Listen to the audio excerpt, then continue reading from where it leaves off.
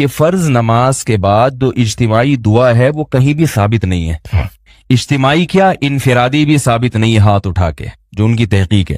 جو ہم فرض کے بعد اجتماعی دعا مانگتے ہیں نا، یہ بھی ثابت نہیں ہے، ان کی تحقیق بتا رہا ہوں آپ کو. اور فرض کے بعد رفع الیدین کر کے انفرادی دعا بھی ثابت نہیں ہے. ایک روایت ہے، اس میں ضعیف ہے، اور اگر اس کو مان لیا جائے صحیح تو زندگی میں ایک آدھ مرتبہ آپ نے کیا یہ کام.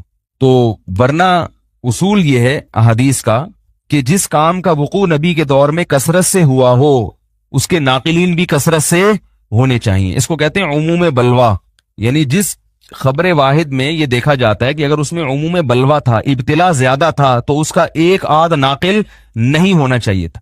اگر نبی صلی اللہ علیہ وسلم کے دور میں فرض نماز کے بعد اس طرح سے دعا کا رواج ہوتا جو ہمارے ہاں ہندوستان، پاکستان اور بنگلہ دیش میں رائج ہے، تو اس بارے میں کچھ روایتیں یقیناً ہوتی، اور بلکہ کچھ کیا کثرت سے روایتیں ہوتی. ایک بھی روایت نہیں ہے، ایک بھی حدیث نہیں، اور ایک اگر روایت ہے تو وہ صرف انفرادی رفع الیدین کی ہے، اور وہ بھی سند پہ اس کے کیا ہے، کلام ہے. ایک بات یہ حضرت کی تحقیق بتا رہا ہوں، کہ آپ مجھ پہ فتوے نہ جھاڑنا شروع کر دیں. ان کی تحقیق بتا رہا ہوں، آپ میری کیا تحقیق ہے اور میرا کیا رائے ہے وہ میں نہیں بتا رہا آپ کو. سمجھ میں آ رہی ہے بات؟ ہو سکتا ہے بتا بھی دوں، دیکھا آپ لوگوں میں تحمل ہے تو بتا بھی دوں گا، لیکن وہی ہے خارش نہ لگ جائے کہیں پھر اسی مسئلے پر شروع ہو جائیں. تو دوسرا مسئلہ یہ ہے کہ جو فقہ ہے نا، فقہ اس میں قرآن و حدیث میں جتنا ہے تو قرآن و حدیث کی بہت گہرائی میں جا کے فقہی جزیات لکھی ہوتی ہیں. یعنی حدیث میں اگر کوئی چیز اجمالی ہوگی تو فقہ کی کتابوں میں اس کی بہت ڈیٹیل ہوگی. اس لیے فقہ میں مواد حدیث سے زیادہ ملتا ہے، کیونکہ فقہ نے حدیث کو آسان کر دیا نا، اس کی بہت جزیات بہت ہوتی ہیں، چھوٹی چھوٹی گہرائی میں. تو ہمارا جو فقہ حنفی ہے اس کے فتاوی کی جتنی کتابیں ہیں ان میں کسی حاشیے میں بھی اس دعا کا ذکر نہیں ملتا. حالانکہ فقہا تو بہت ڈیٹیل میں جا کے مسائل کو بیان کرتے ہیں. نہ فتاوی قاضی خان میں ہے، نہ فتاوی عالمگیریہ میں ہے، نہ رد المحتار میں، نہ الدر المختار میں، کہیں بھی نہیں ہے. جو فتاوی کی مشہور کتابیں ہیں، نہ قدوری میں، نہ ہدایہ میں، جو متون کی کتابیں ان میں بھی نہیں. جو فقہ حنفی تو عربی میں ہے نا، اصل میں اردو کتابیں تو بعد میں لکھی گئی ہیں، اور اردو کتابوں میں حوالے تو عربی ہی کتابوں کے ہوتے ہیں، وہ خود سے تھوڑی کچھ لکھتے ہیں. تو کہیں بھی نہیں ہے. تو ہمارے حضرت فرمایا کرتے تھے یہ صدیوں سے فقہا نے اس کا کہیں اشارہ بھی نہیں دیا کہ فرض نماز کے بعد امام کو چاہیے کہ ہاتھ اٹھائے اور مقتدیوں کو چاہیے کہ وہ بھی کیا کریں، ہاتھ اٹھا کے دعا مانگے. کہیں بھی نہیں ہے، نہ قرآن و سنت میں ہے. اور ظاہر ہے جب قرآن و سنت میں نہیں ہے تو فقہ حنفی میں بھی نہیں ہوگا نا. وہ فقہ حنفی تو قرآن و سنت کی تشریح کا نام ہے. نہ امام ابو حنیفہ نے، اور پھر چاروں فقہ میں نہیں ہے. بات آ رہی ہے سمجھ میں؟ اب میں آپ کو بنا رہا ہوں خرشیلا. اب آپ جائیں گے دوسری مسجد کے امام کو نا چھیڑیں گے، بولیں گے کہاں سے، تو ابھی میں خارش ختم بھی کروں گا انشاءاللہ. یہ تو میں ایک مثال دے رہا ہوں نا، مثال. تو کہیں بھی نہیں ہے، یعنی فقہ کی کسی کتاب میں بھی نہیں ہے. تو جیسے کہ سعودی عرب میں نہیں ہوتی نا، سعودی عرب میں نہیں ہوتی، اس لیے کہ وہ بھی یہ کہتے ہیں بھائی کہیں ہے ہی نہیں. تو ہمارے حضرت کی تحقیق یہ تھی کہ بھئی یہ تو نہ فقہ حنفی میں ہے، نہ فقہ شافعی میں ہے، نہ فقہ مالکیہ میں ہے، نہ فقہ حنبلیہ میں. رہا یہ مسئلہ کہ حدیث میں تو بہت زیادہ تذکرہ ہے کہ فرض نماز کے بعد دعا قبول ہوتی ہے، تو بخاری مسلم کی حدیثیں ہیں. تو ہمارے حضرت فرمایا کرتے تھے کہ نبی صلی اللہ علیہ وسلم کی ایک حدیث کا مطلب دوسری حدیث ہی کی روشنی میں حل کیا جائے گا نا. ایک طرف حدیث میں آ رہا ہے فرائض کے بعد دعا قبول ہوتی ہے، ایک طرف حدیث میں آتا ہے کہ نبی نے فرض نماز کے بعد کبھی بھی دعا، اجتماعی تو ملتی نہیں ہے، انفرادی بھی ایک ضعیف روایت ہے کہ ایک دفعہ زندگی میں، اور خلفائے راشدین سے بھی کہیں نہیں ملتا، صحابہ سے بھی کہیں نہیں ملتا. تو فرمایا کرتے تھے یہاں جو آتا ہے نا فرض نماز کے بعد دعا، اس سے دعا سے وہ وظائف مراد ہیں جو نبی پڑھا کرتے تھے، ان کو دعا سے تعبیر کیا گیا ہے. وظیفہ کسے کہتے ہیں؟ یعنی کچھ منتخب کلمات. جیسے ہم کہتے ہیں کہ مسجد میں داخل ہونے کی دعا، مسجد میں داخل ہوتے ہوئے تو بھی نبی دعا مانگتے تھے نا. تو وہ یہ تھوڑی کہ ہاتھ اٹھا کے دعا، وہ مخصوص الفاظ ہیں، اللہم افتح لی ابواب رحمتک. تو یہ وظیفہ ہے. آئی بات سمجھ میں؟ آذان کے بعد کی دعا، تو وہ دعا میں کیا ہے؟ وہ مخصوص کلمات ہیں جو بطور وظیفے کے پڑھے جاتے ہیں، اللہم رب ہذہ الدعوۃ التامہ. تو ہم جب سب حدیثوں کو ملا کے دیکھتے ہیں تو فرض نماز کے بعد جو ہمیں دعائیں ملتی ہیں وہ کیا ہیں؟ اللہم انت السلام ومنک السلام تبارکت یا ذا الجلال والاکرام، اللہم لا مانع لما اعطیت ولا معطی لما منعت ولا ينفع ذا الجد منک الجد. اسی طرح اللہ لا الہ الا هو الحی القیوم. یہ جو مخصوص منتخب کلمات ہیں جو حقیقت میں وظائف ہیں، وظائف کہتے ہیں مقررہ اوقات پر پڑھی جانے والی مخصوص دعائیں، اس سے یہ مراد ہے۔ آ رہی ہے بات کہ نہیں آ رہی ہے؟ سمجھ میں آ رہی ہے بات؟ دوسری بات، ہمارے حضرت یہ بھی فرمایا کرتے تھے کہ یہ بھی ساری نہیں پڑھنی فرض کے بعد، نبی نے کبھی کوئی پڑھی اور کبھی کوئی پڑھی، کیونکہ دوسری حدیثوں میں آتا ہے کہ نبی صلی اللہ علیہ وسلم سنتوں اور فرائض میں تاخیر نہیں کرتے تھے، یہ بھی صحیح حدیث ہے، سوائے اتنی دیر جتنی دیر میں اللہم انت السلام و منک السلام والی دعا پڑھی جاتی ہے۔ تو دونوں طرح کی حدیثوں میں جب ہم تطبیق دیں گے تو نتیجہ کیا، بلکہ تین طرح کی حدیثیں ہو گئیں۔ ایک وہ حدیثیں جن میں آتا ہے کہ فرض نماز کے بعد دعائیں قبول ہوتی ہیں، دوسری وہ حدیثیں جن میں آتا ہے کہ فرض نماز کے بعد آپ صلی اللہ علیہ وسلم یہ مخصوص کلمات پڑھتے تھے، تیسری وہ حدیثیں جن میں آتا ہے کہ فرض نماز کے بعد آپ صلی اللہ علیہ وسلم تاخیر نہیں کرتے تھے۔ تو تینوں قسم کی حدیثوں کو ملائیں گے، اور پھر فقہ کی کتابوں میں بھی یہ مسئلہ اس طرح لکھا ہے، فتاوی عالمگیریہ میں لکھا ہے کہ امام کو چاہیے کہ اللہم انت السلام و منک السلام کے بقدر بیٹھے اور اس کے بعد کھڑے ہو کر سنتوں میں مشغول ہو جائے۔ تو جو فقہ حنفی کو فالو کرتے ہیں اس میں تو صاف لکھا ہے کہ امام صرف اتنا کرے گا، سلام کے بعد بیٹھے گا اتنی دیر اور کھڑے ہو کر پھر کیا کرے گا، سنتوں میں مشغول۔ تو قرآن و حدیث کی جو تشریح ہمارے حضرت کر رہے ہیں، فقہ حنفی میں بھی کیا ہے، وہی تشریح، فقہ شافعی میں بھی وہی تشریح۔ تو اب یہ بڑی مضبوط بات بن جاتی ہے کہ جب تمام حدیثوں کو آپ ملائیں تو پتہ یہ چلا کہ حدیثوں میں جو آتا ہے فرض نماز کے بعد جو لمبی دعاؤں کا آتا ہے، اس سے مراد فرض نماز تکمیل کے ساتھ، اور فرض کی تکمیل کب ہوتی ہے، سنتوں کے ذریعے۔ تو لمبی دعائیں مانگنی ہے، رفع الیدین کرنا ہے، تو فرض کے بعد آپ سنتوں میں جلدی مشغول ہو جائیں۔ باقی وظائف آپ کب کریں گے، سنتوں کے، آ رہی ہے بات پڑھیں گے وہ وظائف۔ تو اس طرح سے تمام روایتوں میں تطبیق ہو جاتی ہے، ورنہ اجتماعی دعا پر تو کوئی بھی روایت نہیں ہے فرائض کے بعد، کہیں بھی نہیں ہے۔ اب ہوتا یہ ہے کہ ہم لوگ چونکہ ایک مسئلے کو دیوبندیت کا معیار بنا لیتے ہیں کہ بھئی ہمارے چند بزرگوں نے یہ لکھ دیا یا کر لیا، تو اب پھر ہم اس کو دفاع میں زمین آسمان کے قلابے ملا دیتے ہیں۔ یہ طریقہ ہمارے بزرگوں کا نہیں ہے۔ ایک صاحب مجھے کہنے لگے کہ آپ نے یہ بات کہی ہے، حالانکہ یہ بات تو حضرت فلاں دامت برکاتہم نے ہمارے ہی بزرگوں کا نام لیا، وہ تو نہیں کہتے یہ بات، اس کا مطلب ہے آپ کا کوئی نیا مسلک ہے۔ میں نے کہا ایسا نہیں ہے، میں نے کہا وہ جن بزرگ کا آپ حوالہ دے رہے ہیں انہوں نے جو بات کہی ہے ان کے استاذ نے تو یہ بات نہیں کی، اس کا مطلب ان بزرگ کا مسلک بھی چینج ہو گیا تھا۔ تو بھائی اگر کوئی اپنے کسی بزرگ سے کسی مسئلے میں اختلاف کر لیتا ہے تو اس سے نہ وہ ان بزرگوں کی فہرست سے خارج ہوتا ہے، نہ کوئی مسلک چینج ہوتا ہے۔ یہ تو علماء میں ہمیشہ سے چلا آ رہا ہے، یہ تو ہوتا ہے، یہ تو علمی اختلاف ہوتا ہے۔ تو اب میں جو اصل بات بتانا چاہ رہا تھا کہ بھئی یہ میں نے بہت مختصر دلائل دی ہیں۔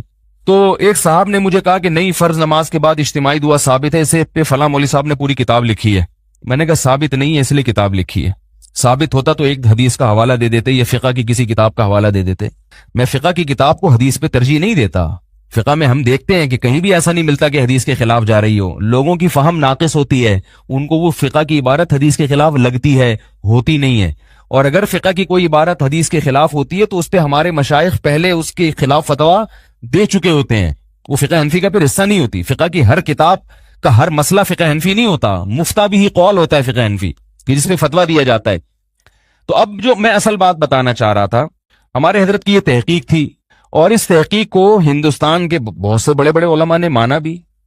حضرت مولانا اشرف علی تھانوی رحمہ اللہ تعالیٰ کے جو آخری تو نہیں، بہت یعنی آخری خلفاء میں سے ایک تھے، مولانا ابرار الحق، وہ بھی فرض نماز کے بعد دعا کے قائل نہیں تھے، وہ بھی حکیم الامہ کے اجل خلفاء میں سے تھے، بلکہ انہوں نے تو بعض علماء سے ملاقات اس لیے چھوڑ دی کہ بھئی جب تمہاری بھی یہ تحقیق ہے کہ فرض کے بعد اجتماعی دعا ثابت نہیں ہے تو تم کیوں مانگتے ہو، اس وجہ سے انہوں نے ملنا چھوڑ دیا۔ وہ تو اس مسئلے میں اتنے، حالانکہ وہ بھی حکیم الامہ کے خلفاء میں سے تھے۔ حضرت مفتی محمد شفیع صاحب رحمہ اللہ تعالی جو مفتی اعظم پاکستان تھے، انہوں نے نماز کے بعد دعا پر ایک رسالہ لکھا ہے، اس میں بھی انہوں نے یہ لکھا ہے کہ یہ دعا ثابت، بھئی دارالعلوم کے بانی جو تھے نا حضرت مفتی محمد شفیع صاحب رحمہ اللہ تعالی، انہوں نے بھی یہ لکھا ہے۔ تو ہمارے حضرت کی بھی تحقیق، اور بہت سے علماء ان کے ساتھ تھے اس مسئلے میں۔ اب میں آپ کو جو اصل بات بتانا چاہ رہا ہوں، حضرت نے ایک تحقیق لکھی، پورا رسالہ لکھا، بات ہو گئی، اور حضرت نے اپنے مدرسے میں یہ کیا کہ اس کو بند کر دیا۔ میں نے وہاں 3 سال امامت کی ہے دارالافتاء والارشاد میں، 3 سال میں ایک مرتبہ بھی فرض نماز کے بعد ہاتھ نہیں اٹھایا، انفرادی میں بھی نہیں اٹھایا۔ حضرت کی طرف سے پابندی تھی کہ نہیں اٹھا سکتے آپ، لیکن حضرت نے یہ کبھی نہیں کہا کہ جا کے دوسرے مولویوں کو پن کرو، آئیو سمجھو، ان کو بولو یہ ثابت نہیں ہے تو آپ کیوں کرتے ہیں، بات آ رہی ہے؟ جو اصل بات میں سمجھانا چاہ رہا تھا نا وہ یہ، دیکھو کوئی مسجد کے امام تمہارے اگر کر رہے ہیں تو ان کو جا کے بتاؤ کہ یہ تو یہ لکھا ہوا ہے، آپ یہ کیوں کر رہے ہیں؟ حضرت فرماتے ہیں جو جیسے کر رہا ہے اس کو کرنے دو، یہ میری تحقیق لکھی ہوئی ہے، جس نے پڑھنی ہوگی پڑھ لے، نہیں پڑھنی تو ہم کوئی پولیس تھوڑی ہے، کیا خیال ہے؟ اور حضرت نے ایک دو مرتبہ یہ مسئلہ بیان کیا، اس کے بعد یہ مسئلہ بیان کرنا بھی چھوڑ دیا۔ ایک دفعہ بہت بڑے عالم آئے، انہوں نے نماز پڑھا کر دعا مانگی، حضرت نے ان کو بھی کچھ نہیں کہا، ٹھیک ہے نا، کہ یہ کیا کر رہے ہیں، مانگ لی بھائی، ٹھیک ہے۔ حضرت نے فرمایا ٹھیک ہے، ان کی تحقیق ہوگی۔ ایک دفعہ حضرت سے کسی نے کہا کہ آپ تو اس معاملے میں اتنی نرمی کرتے ہیں کہ وہاں ہماری مسجد کے امام بھی مانگتے تھے دعا، ہم نے حضرت کو لکھ کے دیا کہ ہماری مسجد کے امام تو یہ نماز کے بعد دعا مانگتے ہیں۔ حضرت فرمایا چھوڑ دیں ان کو اپنے حال پہ، مقتدی کی ذمہ نہیں ہے کہ وہ امام کے پیچھے پڑ جائے ہاتھ دھو کے، امام کی اصلاح کرنا علمی مسائل میں یہ مقتدی کی ذمہ داری نہیں ہے، امام کی اصلاح کوئی ان کا استاذ کرے یا ان سے بڑا کوئی عالم کرے تو ٹھیک ہے۔ دیکھو باپ کی اصلاح اگر بیٹا کرنا شروع کر دے تو اصلاح ہوگی یا فساد ہوگا؟ فساد ہوگا۔ باپ بولے گا میں نے جنا ہے یا تو نے مجھے جنا ہے بھائی، باپ بولے گا میں تیرا باپ ہوں یا تو میرا باپ ہے۔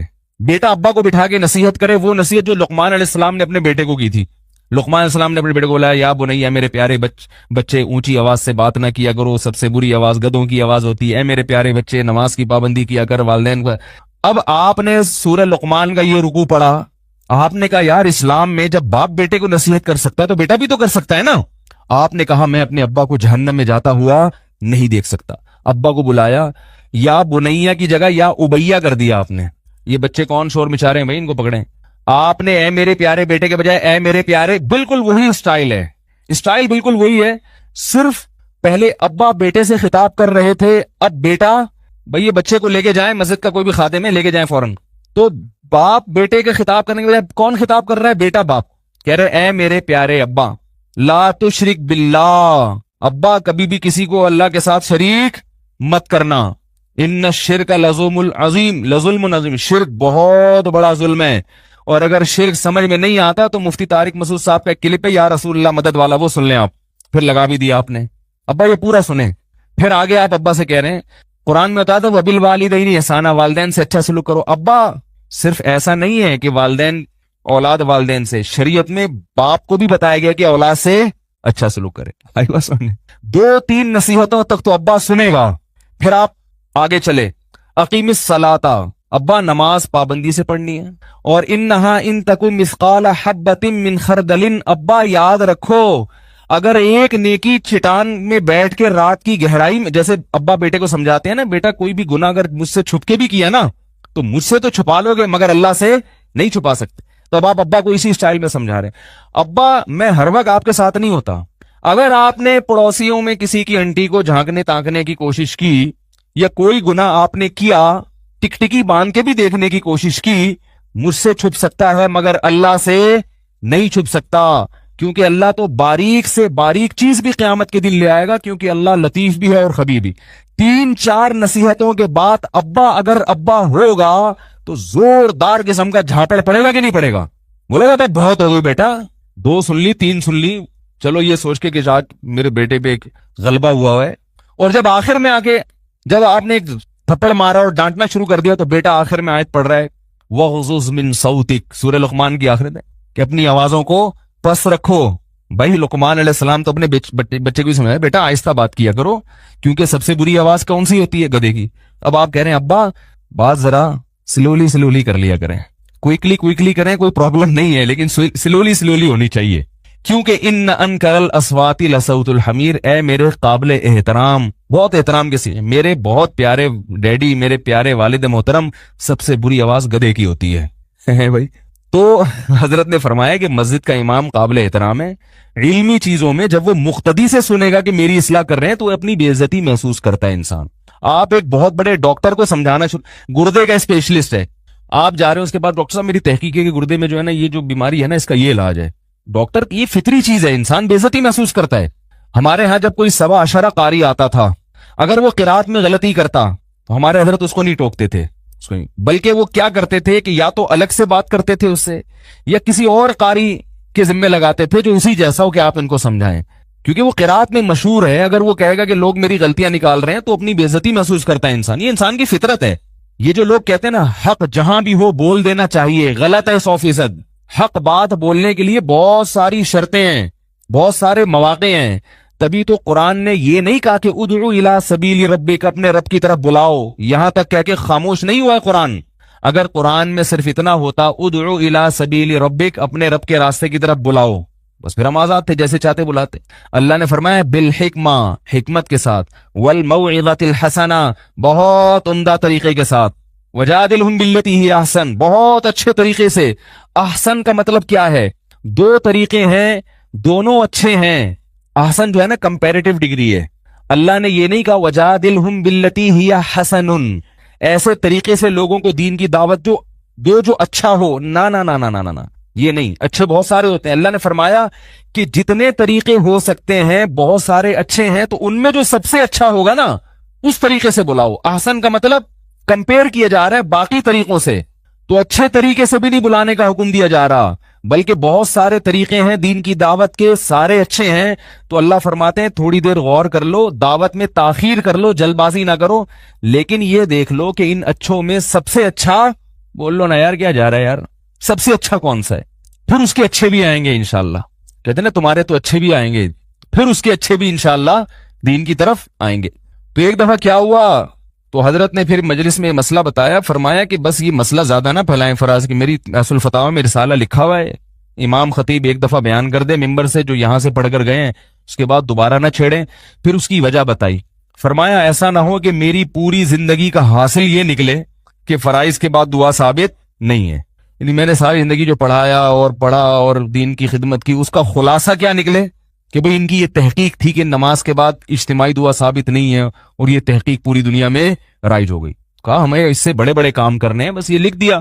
ایک دفعہ کسی کا فون آیا کہ حضرت وہ جو میں نے رسالہ لکھا ہے میری سمجھ میں نہیں آیا، آپ نے جو اجتماعی دعا کے بارے میں لکھا ہے میری سمجھ میں نہیں آیا، میں کیا کروں. نے فرمایا کہ بس جتنا میں سمجھا سکتا تھا سمجھا دیا، اس سے زیادہ میں اس پہ ٹائم ضائع نہیں کروں گا. نہیں آ رہا تو دوبارہ پڑھ لے اس کو، پھر بھی نہیں آ رہا تو پھر تیسری دفعہ پڑھ لے. یہ بزرگان دین تھے جو اپنے اوقات کو مفید کاموں میں لگاتے تھے اور اس طرح سے حفاظت کیا کرتے تھے. سمجھ رہے ہیں بات کو کہ نہیں سمجھ رہے؟ تو اس طرح جب ان بزرگوں نے تبھی اللہ نے ان سے بہت کام لیے ہیں.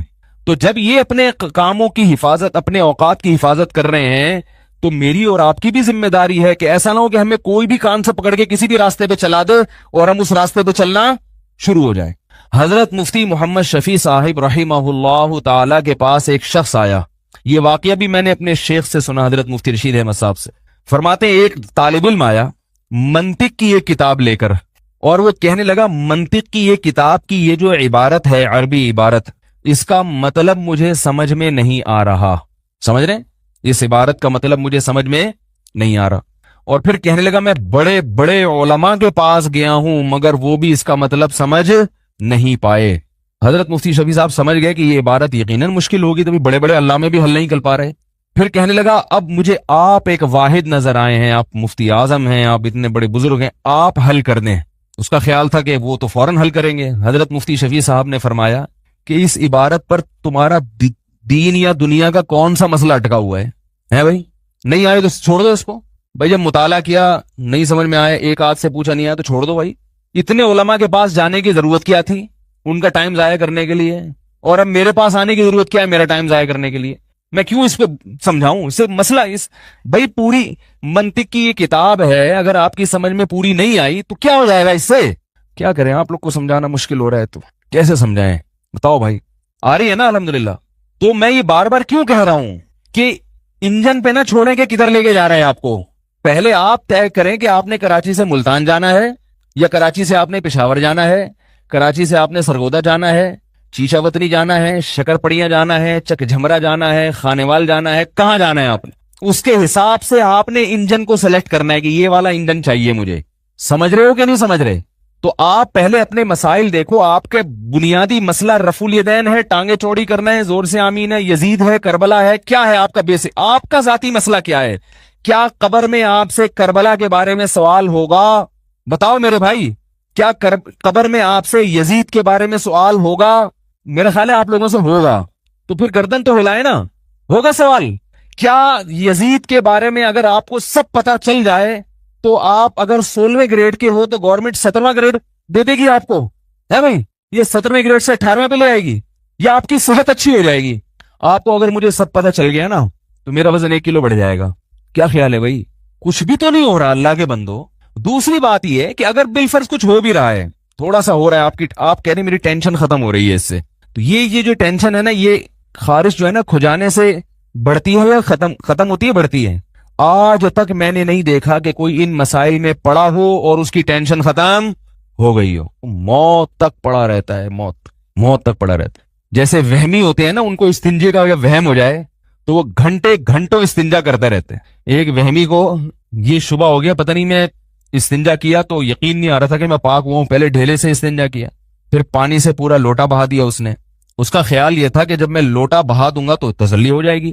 جیسے بعض لوگوں کا خیال ہوتا ہے ہمیں جب پتہ چل جائے گا کہ اس واقعے میں کون صحیح تھا کون غلط تھا تو ہمیں تسلی ہو جائے گی, تو ان کو ایسی تسلی ہوتی ہے جیسے بھی میں واقعہ بتا رہا ہوں, آپ تسلی نہیں ہوتی ان کو. تو وہ استنجا کرتا تھا 1 گھنٹہ, تسلی نہیں ہو رہی. اس نے کہا ایک دفعہ دریا میں چھلانگ لگا لو, ایک دفعہ دریا میں چھلانگ لگا. دریا میں ڈبکی لگا کے آیا. اس کو خیال ہوا کہ یار میرا ڈھیلا جس جگہ سے لگا تھا اس پہ نجاست لگی تھی, تو اب جب دریا میں جب میں کودا ہوں تو پانی لگا ہوگا وہاں اس جگہ پہ, تو جو پانی لگا وہ ناپاک ہو گیا. جب وہ پانی وہاں سے ہٹا تو اس پانی کے بعد جو دوسرے نمبر پہ پانی آیا وہ اس پانی سے لگ کے ناپاک ہو گیا.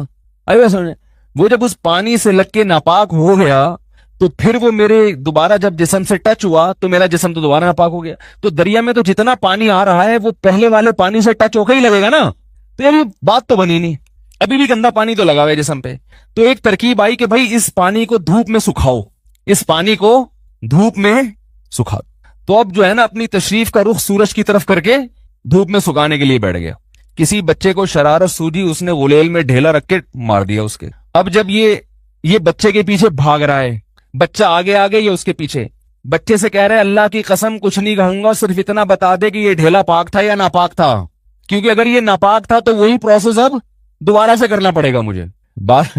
یہ بن جاؤ گے, یہ ہو جائے گا تمہارا تھوڑے دنوں میں حشر. تو اپنے آپ کو مفید چیزوں میں لگائیں. میں بار بار کہہ رہا ہوں فروعی مسائل میں جو اختلاف ہیں, رفع الدین, ایک صاحب میرے پیچھے پڑے ہوئے ہیں کہ رفع الدین پہ کسی انجینئر نے یہ دعویٰ کیا ہے کہ یہ جو حنفی لوگ حدیث پیش کرتے ہیں نا عبداللہ بن مسعود سے کہ رفع الدین نہ کرنے کی حدیث یہ ضعیف ہے, انجینئر نے دعویٰ کیا یہ, اور اس نے کہا ہے کہ سفیان ثوری رحمہ اللہ تعالیٰ کی مروی عنہ سے ملاقات ثابت نہیں ہے اور وہ مدلس راوی ہیں. تو میرا کھلا چیلنج ہے کہ ثابت کر کے دکھا دے کہ ان کی اپنے جس سے وہ نقل کر رہے ہیں اس سے ملاقات ثابت ہے, ثابت کر کے دکھا دے. وہ بیٹھا ہوا ہے, وہ اس کا تو کوئی کام ہی نہیں ہے بیچارے کا. اب میرا خون پیا ہوا ہے لوگوں نے, حضرت اتنا بڑا چیلنج کر دیا اس نے, ترمذی کی رفع الدین نہ کرنے والی حدیث کو ضعیف کہہ دیا, کھلے عام چیلنج کر رہا ہے. حضرت اس کے چیلنج کا جواب دیں. میں نے اس سے کہا بھائی میں جواب دوں گا تو کوئی نیا چیلنج آ جائے گا, اور دوسری بات یہ کہ اس چیلنج کا اگر فرض کرو مان لیا وہ حدیث ضعیف ہے تو اس سے رفع الدین نہ کرنے کا مذہب ختم تھوڑی ہو جائے گا. میں نے پچھلی دفعہ بتایا تھا نا کہ امام ترمذی کیا فرماتے ہیں, جہاں رفع الیدین کی حدیث ذکر کی وہاں لکھا کہ وہ بہی یقول بعض اہل علم من اصحاب النبی, یہی بعض صحابہ کا مذہب ہے اہل علم میں.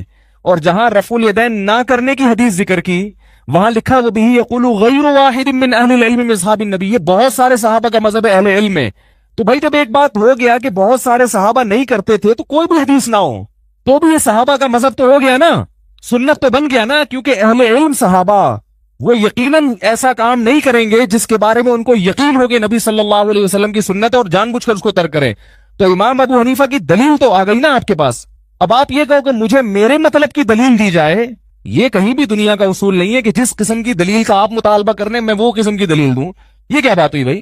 یہ ایسے ہی ہو گیا جیسے کسی نے آپ پر کیس کیا کہ اس نے میرے 1 لاکھ روپے لیے, آپ کہہ رہے ہو میں نے نہیں لیے, اس نے 4 گواہ پیش کر دیے, آپ کہہ رہے ہیں یہ والے گواہ نہیں, وہ غفار بھائی اور وسیم بھائی اگر گواہی دیں گے تو میں مانوں گا. تو عدالت سنے گی آپ کی بات, عدالت کہے گی بھائی کوئی بھی 2-4 گواہ پیش کر دیے تو بات ہو گئی. تو آپ نے رفع الیدین نہ کرنے کی دلیل اگر میں نے پیش کر دی ہے تو چاہے وہ آپ کی مطلب کی ہو یا نہ ہو تو دلیل تو ہو گئی نا, مسئلہ تو اختلافی ہو گیا نا. اب امام مالک رحمت اللہ علیہ کہتے ہیں ہاتھ چھوڑ کے نماز پڑھو, حالانکہ ہاتھ چھوڑ کے نماز پڑھنے پر, ہاتھ باندھ کے نماز پڑھنے پر حدیثیں زیادہ ہیں. اب آپ امام مالک کے پیچھے پڑ جاؤ کہ یار یہ کہاں سے ہم کوئی جو ہے نا 10 حدیثیں پیش کرو کم از کم ہاتھ چھوڑنے پر. امام مالک کہیں گے میں کہہ رہا ہوں کہ اہل مدینہ نہیں کرتے تھے رفع الیدین, ہاتھ باندھ کے نماز نہیں پڑھتے تھے, اور اہل مدینہ نے نبی کی آخری نماز دیکھی ہے تو وہ کہہ رہے میرے لیے اتنی دلیل کافی ہے امام مالک کے لیے. تو امام مالک کے خلاف آپ حجت پیش نہیں کر سکتے. کہیں گے بھائی میں اس کو دلیل مانتا ہوں. اب بھی آپ کہیں حدیث دکھاؤ تو امام مالک اگر زندہ ہوں گے تو وہ کہیں گے کہ تم مجھ سے اپنے مطلب کی دلیل مانگ رہے ہو. یہ تو نفس پرستی ہے, یہ فرقہ